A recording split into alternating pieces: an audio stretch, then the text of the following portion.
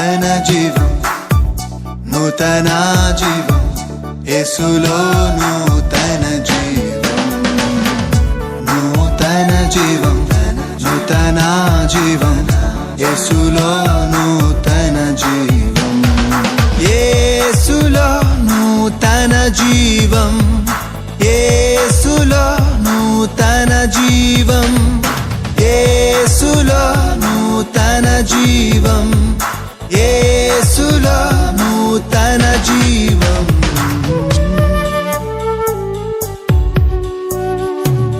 నూతన జీవం, నూతన జీవం, యేసులో నూతన జీవం, నూతన జీవం, నూతన జీవం, యేసులో నూతన జీవం, యేసులో నూతన జీవం. హల్లెలూయా, ప్రైజ్ ది లార్డ్. యేసులో నూతన జీవం అనే ఈ ఆధ్యాత్మిక టీవీ కార్యక్రమానికి మిమ్మల్ని ప్రేమతో ఆహ్వానిస్తున్నాము. ఈ టీవీ కార్యక్రమం ద్వారా మీరు ఎంతగానో ఆశీర్వాదం పొందుతున్నారని విశ్వసించుచున్నాము. ప్రతి వారం ఇదే సమయానికి ఇదే ఛానల్లో వచ్చిన ఈ టీవీ కార్యక్రమాన్ని మీరు చూస్తారని మేము విశ్వసించుచున్నాము. ఇప్పుడు పాస్టర్ మోజెస్ అభిషేక్ గారు దేవుని యొక్క వర్తమానాన్ని అందజేస్తారు. Praise the Lord. దేవునికి స్తోత్రం. Greetings to all dear friends in the name of our Lord and Savior Jesus Christ. ప్రియ స్నేహితులందరికీ ప్రభువును రక్షకుడునైన యేసుక్రీస్తు వారి నామములో శుభములు. It's a great time that God has given us always in these days. ఈ దినములలో దేవుడు మనకి ఇచ్చుచున్నటువంటి మంచి సమయం కొరకు వందనములు దేవునికి.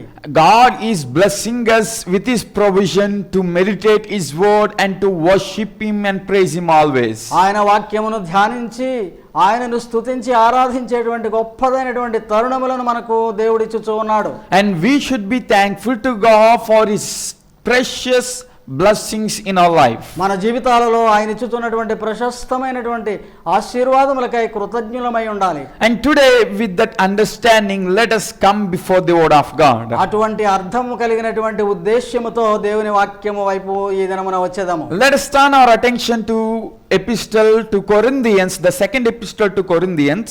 కొరింథీయులకు రాసినటువంటి పత్రిక రెండవ పత్రికలో chapter 7 7వ అధ్యాయము from verse 8 to 16.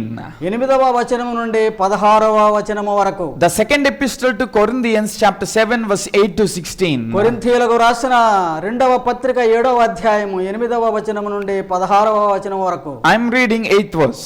8వ వచనమును చదువుతూ ఉన్నాను. Even if I cause you sorrow by my letter, నా ఉత్తరము లేక నా పత్రిక ద్వారా మీకు దుఃఖము కలిగించినప్పటికీ I do not regret it.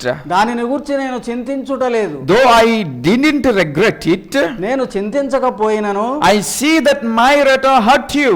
నా పత్రిక మిమ్ములను బాధింపజేసినదని గ్రహిస్తున్నాను. But only for a little while. కొంచెము కాలము మట్టుకు మాత్రమే. Apostle Paul is telling these words. అపోస్తలుడైన పౌలు ఈ మాటలు చెప్పుచూ ఉన్నాడు. He is written a letter to the church called Corinthians. Corinthians అనేటువంటి ఆ కొరింథీలో ఉన్నటువంటి పట్టణస్థులకు ఈ పత్రికను రాసి ఉన్నాడు. And ఉత్తరమును. before that he also written another letter. He is talking about it. దీనికంటే ముందుగా మరి ఒక పత్రికను రాసి ఉన్నాడు. దానిని గురించి కూడా ప్రస్తావించారు. The first letter of Apostle Paul to Corinthians was written in 53 CE or AD. క్రీస్తు శకము 53వ సంవత్సరంలో ఆ మొదటి పత్రిక వ్రాయబడి ఉన్నది. In that letter Apostle Paul talked much about moral life, spiritual life, marriage life, and how a Christian should live his life in Christ. ఆ పత్రిక అంతటిలోనూ కూడా క్రైస్తవుడు క్రీస్తునందు ఏ రీతిగా జీవించాలి, నైతికముగాను, వివాహ సంబంధమైనటువంటి రీతిగాను, ఆత్మ సంబంధమైనటువంటి విధముగాను. And in that letter he urged or challenged and corrected the church of Corinthians. ఆ కాలంలో ఉన్నటువంటి ఆ సంఘానికి ఆ ఉత్తరము రాస్తూ వారిని గద్దించి వారిని దిద్దుబాటు చేయుటకు ప్రయత్నించాడు. Because in those days the life of Corinthians was not according to the word. ఎందుకనగా ఆ దినములలో ఆ కొరింథీలో ఉన్నటువంటి ప్రజలు వాక్యానుసారమైన జీవితము లేని వారుగా ఉన్నారు. And instead of living according to the world, they were living according to the worldly principalities. దేవుని వాక్య ప్రకారము జీవించుట మానివేసి ప్రపంచ ధర్మము చొప్పున వారు ప్రవర్తించుచూ ఉన్నారు. That's why Apostle Paul written the first letter to Corinthians and warned them very explicitly in that letter. కనుకనే మొదటి పత్రిక వ్రాసి వారిని చాలా తీవ్రముగా హెచ్చరించి ఉన్నాడు. And the result of that first epistle is the Corinthians church were in sorrow. వాళ్ళు దుఃఖభరితులైపోయారు ఆ పత్రిక చదువుకొని. And Apostle Paul says in this 8th verse that I regret not because of your sorrow. మీ దుఃఖాన్ని బట్టి నేనేమి చింతించుటలేదు అంటున్నాడు ఇక్కడ ఇప్పుడు రెండవ పత్రికలో. This sorrow is for a little while. ఈ దుఃఖం అనేటువంటిది కొంచెం కాలము మట్టుకే. But I have the responsibility to correct you. కానీ మిమ్ములను దిద్దుబాటు చేయుటకైన బాధ్యత కలిగి ఉన్నవాడనై ఉన్నాను. The message which we are going to listen today is this. ఈ దినాన మనం వినబోతున్నటువంటి వర్తమానం ఏదనగా The greatness of the sorrows. ఆ దుఃఖములలో ఉన్నటువంటి గొప్పతనము. The greatness of the sorrows. దుఃఖాలలో ఉన్నటువంటి గొప్పతనము. Actually, what will be the response of a person when someone hurts you? ఎవరైనా మిమ్ములను గనక కొంచెము బాధించారు అన్నప్పుడు నీ ప్రతిస్పందన ఏమిటి? That hurting is not coming in a wrong way, but it is righteous. It is a warning to you. నీకు ఒక హెచ్చరికగాను నీతియుక్తముగాను వచ్చుచున్నటువంటి హెచ్చరికగానే పరిగణింపబడినది అది. But what will be the response of a human being to that warning or to that guidance of elder people? అటువంటి మార్గదర్శకానికి గాని హెచ్చరికకు గాని మానవ ప్రతిస్పందన ఏ రీతిగా ఉన్నది ఈ దినాల్లో? There is the result of that warning is sorrow. అక్కడ దుఃఖము కలిగించేటువంటి విధానం అన్నమాట. And in that sorrow there is two divisions. రెండు భాగములుగా ఉన్నది ఆ దుఃఖము. One is godly sorrow దైవ చిత్తానుసారమైన దుఃఖము. and second one is worldly sorrow. ఓ కేవలము దుఃఖించుట మాత్రమే. When a person responds to a sorrow in a godly way by thinking and correcting him, it is godly sorrow. దేవుని చిత్త ప్రకారము దైవ భయముతో హెచ్చరించినప్పుడు అది దైవ చింతన అయి ఉంటుంది. And when a person didn't control his life and want to respond to the sorrow with evilness, it is worldly sorrow. వ్యక్తి ఎప్పుడైతే వాక్య స్వాధీనములోనికి రాకుండా తిరుగుబాటుగా అర్థం చేసుకున్నాడో అది లోక సంబంధమైన దుఃఖమునకు దారితీయును. So without rebellion you can respond to the sorrow. గనుక తిరుగుబాటుతనము కాకుండా ఈ దుఃఖం ఏమిటో అర్థం చేసుకోవాలి. And with the rebellion also you can respond to the sorrows. తిరుగుబాటుగా ఉన్నప్పుడు కూడా నీవు ఈ దుఃఖం ఏమిటో తెలుసుకోగలగాలి. What is the response of your life to the sorrows that you are getting in your life? జీవితంలో నీవు పొందుచూ ఉన్నటువంటి దుఃఖములకు కారణము లేక ఆధారం ఏమై ఉన్నది అనేటువంటి విషయము. I repeat again, what is the response of you to the sorrows that were coming into your నీ life? జీవితానికి వచ్చుతున్నటువంటి దుఃఖాలకు నీ ప్రతిస్పందన ఏమై ఉన్నది? Here we see a greatest response of the Corinth church to the sorrow they are in. వారు ఉన్నటువంటి దుఃఖానికి వారి యొక్క ప్రతిస్పందన విలువైనదిగా కనబడుతుంది ఇక్కడ ఈ మనం చూసే వాక్యాలలో. The cause for the sorrow they have in their life is because of their sin. వారి పాపమును బట్టి అటువంటి ప్రతిస్పందనలో ఉన్నారు వారు. But their response didn't come with rebellion, but their response came with obedience.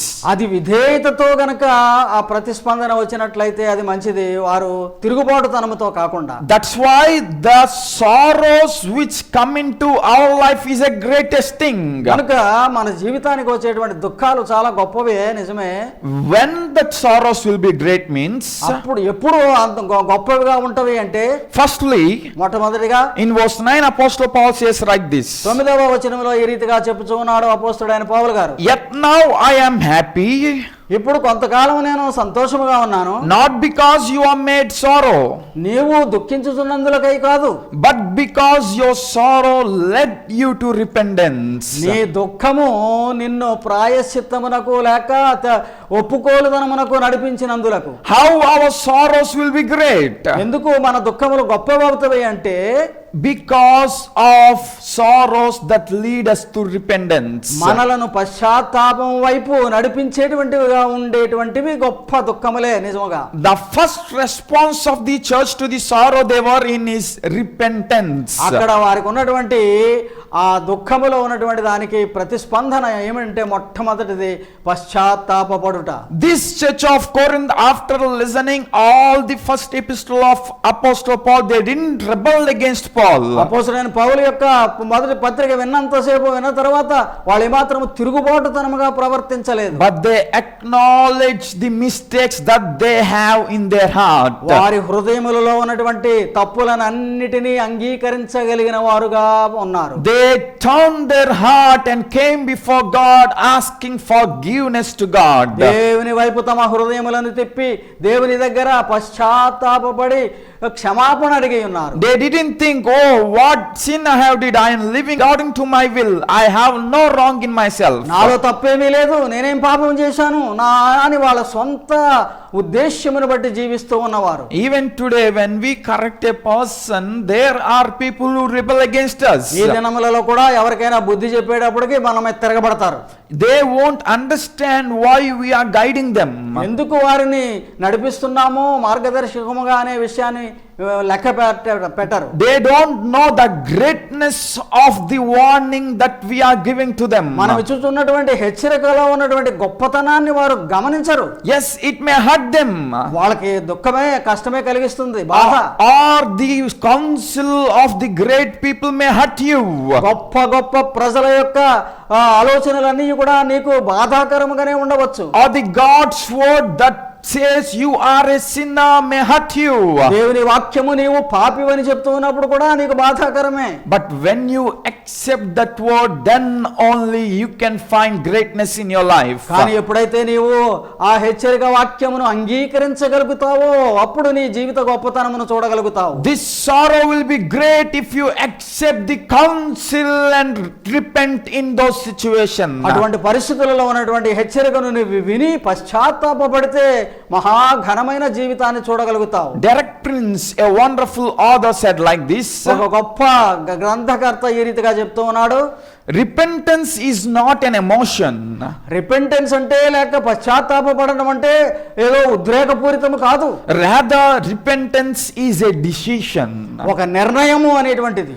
Many people today take repentance as a emotional thing. చాలా మంది ఉద్రేకపూరితంగా తీసుకుని సరేలే క్షమించాను లేకపోతే క్షమింపబడ్డాను అనుకుంటారు. When some people say a correcting word or the word of truth that corrects you, హెచ్చరికను లేకపోతే ఏదైనా తప్పుదిద్దేటువంటి మాటలు చెప్పినప్పుడు we will feel emotionally correct and we will submit to that words. ఉద్రేకపూరితముగా ఉండి ఆ మాటలను మనం వ్యతిరేకిస్తూ ఉంటాం. If you are changed emotionally because of the counsel, ఆ హెచ్చరిక ద్వారా నీ యొక్క అటువంటి బుద్ధిని కనుక మార్చుకొనగలిగితే, when situations change, your emotions will change and your repentance also will change. పరిస్థితులు మారుతవి, నీకు ఉన్నటువంటి ఆ బుద్ధి మారుతుంది, నీ యొక్క పశ్చాత్తాపం కూడా మారినదిగా ఉంటుంది. But when your repentance will come out of the decision to follow Jesus and to obedient to Jesus, యేసును వెంబడించి యేసుకు విధేయత కలిగి ఉండాలి అనేటువంటి దృష్టితో నీ యొక్క ప్రతిస్పందన వచ్చినట్లయితే,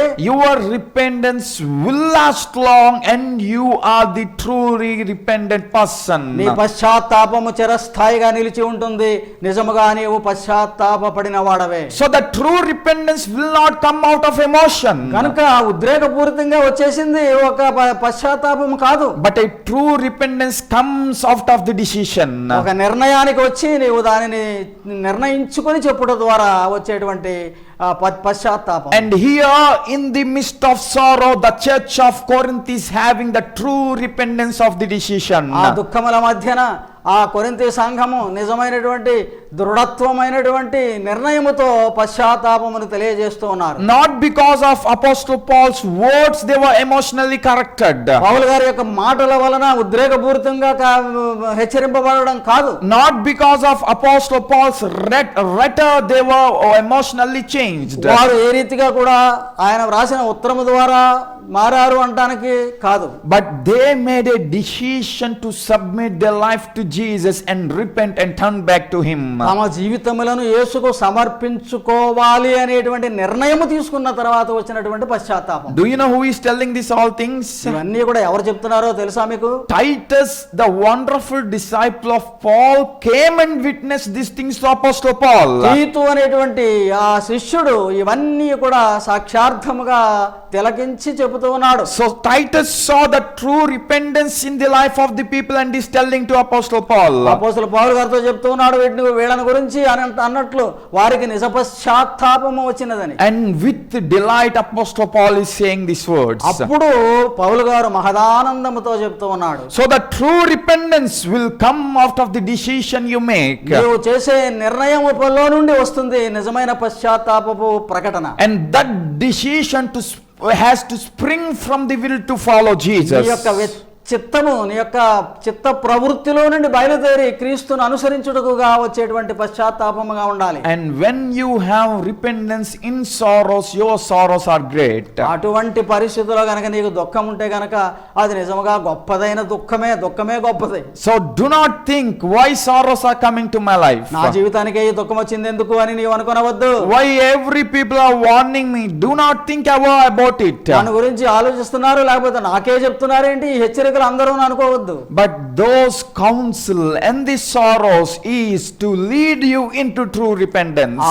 నీకు ఇవ్వబడేటువంటి హెచ్చరికలు నీకు ఇవ్వబడేటువంటి ఆ బాధలు అనేటువంటివి నిజమైన పశ్చాత్తాపమునకు నడిపేవి. And secondly, what is the greatness of sorrow is? రెండవదిగా ఎందుకు ఈ దుఃఖం ఇంత గొప్పది అని చెప్పగలము. In verse 9 Apostle Paul says like this. 9వ వచనములో అపోస్తలుడైన పౌలు గారు చెప్తూ ఉన్నాడు. For you became sorrowful as God intended. దేవుడి చిత్త ప్రకారము దేవుని ఉద్దేశపూర్వక ఉద్దేశమును బట్టి నీవు దుఃఖించుచున్నావు. And so were not harmed by any ways. ఏ రీతిగాను కూడా అప్పుడు నీవు బాధింపబడవు. When our sorrows are coming in God ways, it doesn't hurt us. దైవానుసారముగా వచ్చినటువంటి దుఃఖమైనప్పుడు అది నిన్ను బాధించదు. So the second greatness of sorrow is, మనకు రెండవదిగా గొప్పతనము ఎక్కడ ఉన్నది అంటే ఆ దుఃఖములో sorrows do not harm us. ఆ దుఃఖాలు మనలను బాధాకరముగా చేయవు. Sorrows do not harm us. మనలను బాధించేటివిగా ఉండవు. Yes, some sorrows will not harm us. కొన్ని దుఃఖాలు నిజముగా మనల్ని బాధించవు. The reason for that is, కారణం ఏమంటే it is your decision to accept that sorrow. అంగీకరిస్తున్నావో లేదో అనేటువంటి నీ నిర్ణయం మీద ఆధారపడి ఉంటుంది. The harm or the hurting of the sorrows that you are getting depends upon you. నీ యొక్క బాధ గాని లేకపోతే దాని యొక్క నిజమైనటువంటి పశ్చాత్తాపం అనేటువంటిది నీ నిర్ణయం మీద ఆధారపడి ఉంటుంది. When you respond to the sorrow in a godly way, it will not harm your life. దైవికముగా నీవు గనక ప్రతిస్పందించినట్లయితే ఆ బాధ నిన్ను బాధాకరముగా చేయదు. For example, let me say like this.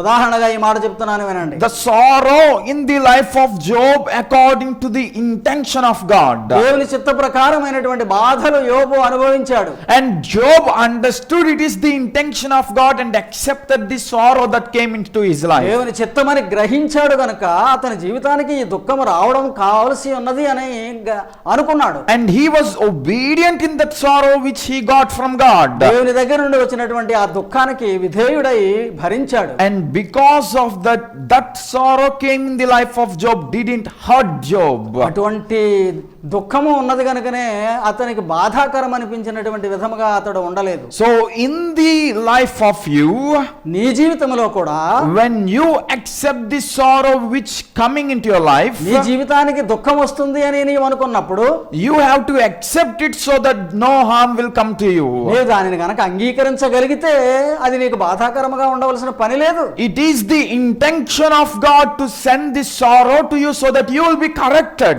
నీవు దిద్దుబాటులోనికి రావడానికి దేవుని చిత్తమై ఉన్నది ఆ దుఃఖము నీ దగ్గరికి పంపించుట. That's why he is sending the counsel. That's why he is warning you. కనుకనే సలహాలను ఇచ్చుచూ ఉన్నాడు దేవుడు. గనుకనే హెచ్చరికనిచ్చుచూ ఉన్నాడు. It is not to harm you. నిన్ను బాధింపచేయుటకు కాదు. In book of Isaiah we read like this. యెషయా గ్రంథములో మనం చదువుతున్నాము. I have plans for you that is not to harm you. నిన్ను బాధించుటకు కొరకైనటువంటి ఏర్పాటు కాదు. But I have plans for you that will prosper you and bless you. నిన్ను ఆశీర్వదించి నిన్ను అభివృద్ధి పరచుటకైనటువంటి ఏర్పాటు ఏర్పాటులే ఇవన్నీ అంటున్నాడు దేవుడు. So God intends always to not harm us. దేవుడు మనలను బాధపరిచేటువంటి ఉద్దేశము కలిగిన వాడు కాదు. Even in the blessings or even in the sorrowful situations, His intention is not to harm us. దుఃఖకరమైన సమయాలలోనైనా ఆశీర్వాదకర సమయాలలోనైనా మనలను బాధించుట దేవుని ఉద్దేశము కానే కాదు. But why He is permitting sorrows? మరైతే ఎందుకు ఈ దుఃఖాలను రావడానికి అనుమతిస్తున్నాడు దేవుడు? It is only to make you a true disciple of God. దేవుని యొక్క నిజమైనటువంటి శిష్యునిగా నిన్ను మార్చుటకే.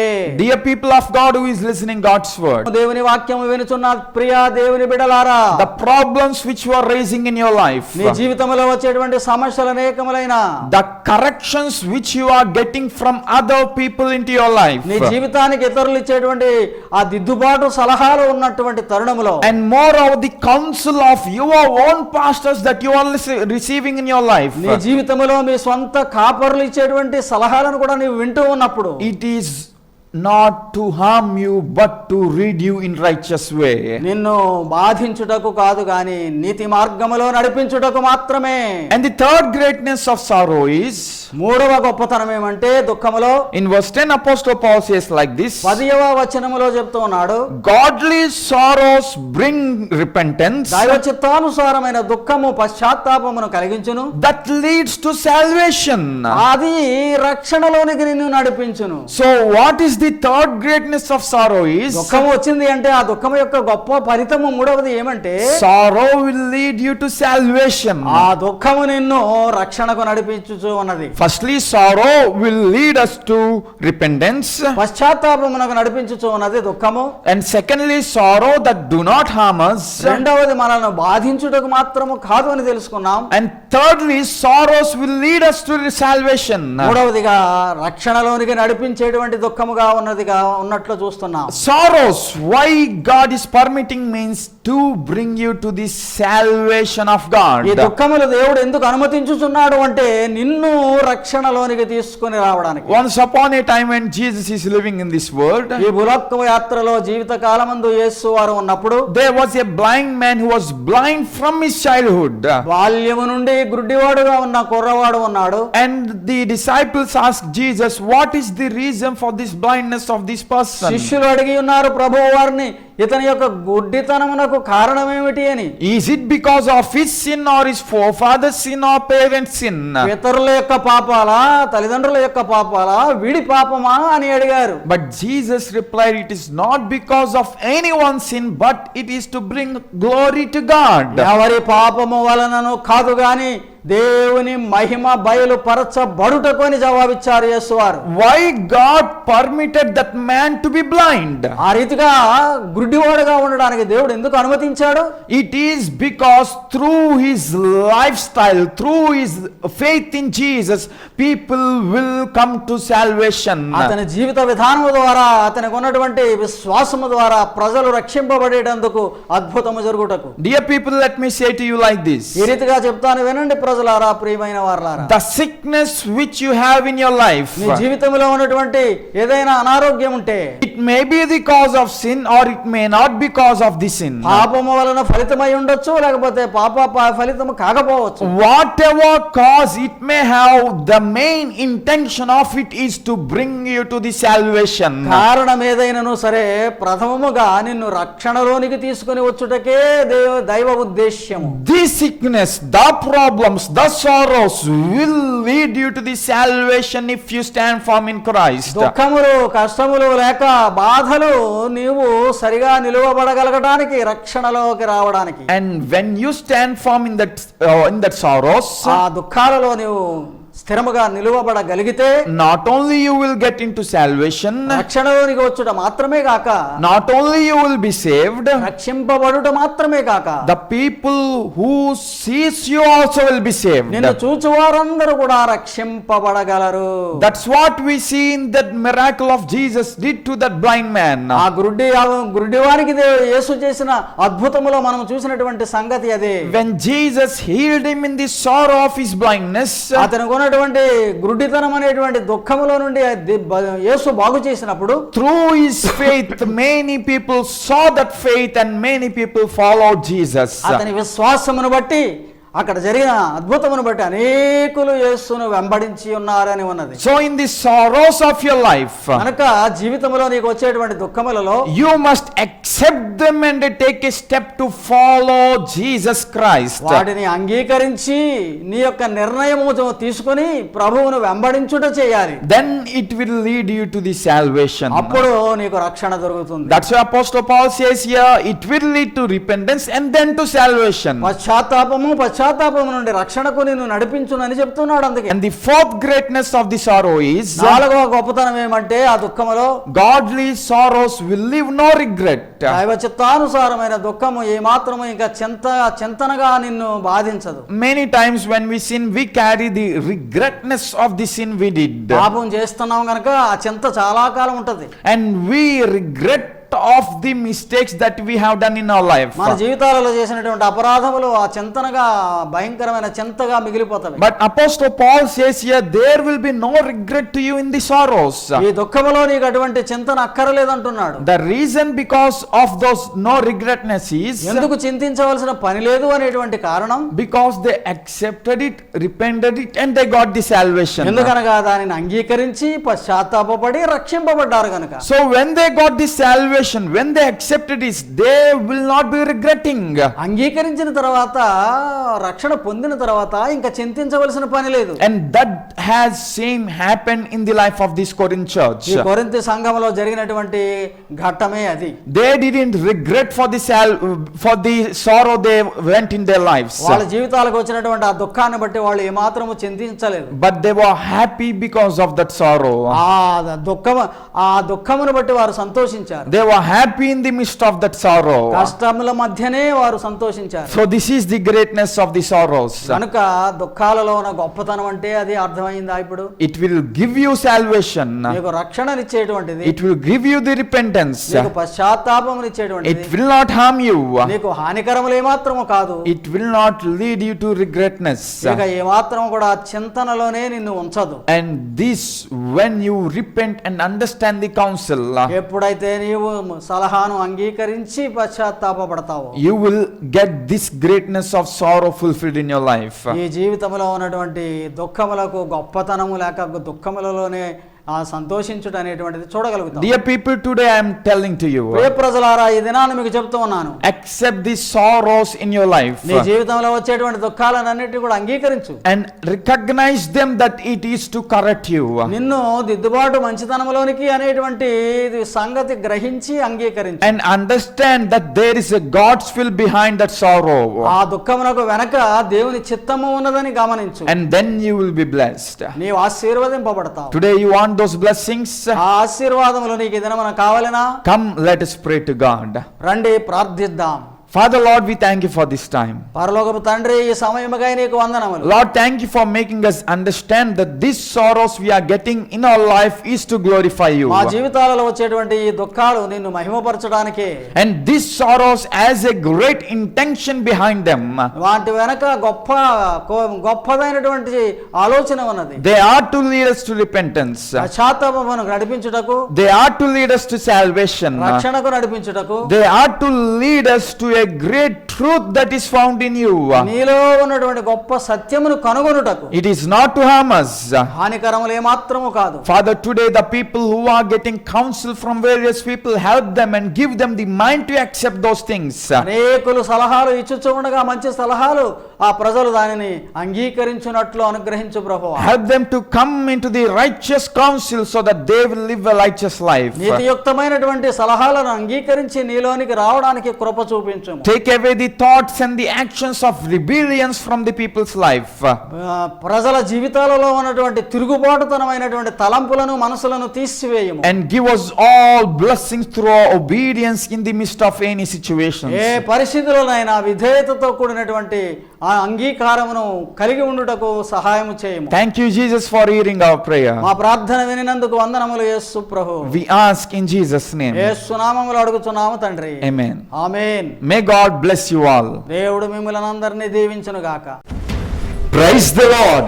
Dear friends, to watch more sermons and worship songs, please subscribe to our YouTube channel, Moses Abhishek, MOACS ABHISHEK, and follow us on Facebook and Instagram @Moses Abhishek Tanity. ప్రియులారా, మరిన్ని సందేశములు మీరు ఆలకించడానికి, మరిన్ని దేవుని యొక్క పాటలు వినడానికి మోసెస్ అభిషేక్ అనే యూట్యూబ్ ఛానల్ని సబ్స్క్రైబ్ చేసుకునండి. అలాగే ఫేస్బుక్లోను ఇన్స్టాగ్రామ్లోను మోసెస్ అభిషేక్ తానేటి అనే మన యొక్క ఛానల్ని ఫాలో అవ్వండి. దేవుడు మిమ్మల్ని దీవించునుగాక. For your praise and support, our address, Pastor T. Moses Abhishek, son of Reverend T. Blessing, Emmanuel Church, Bhaskar Nagar, Samalkot, Andhra Pradesh, India 533440. Our phone numbers 8883 29940. May God bless you all.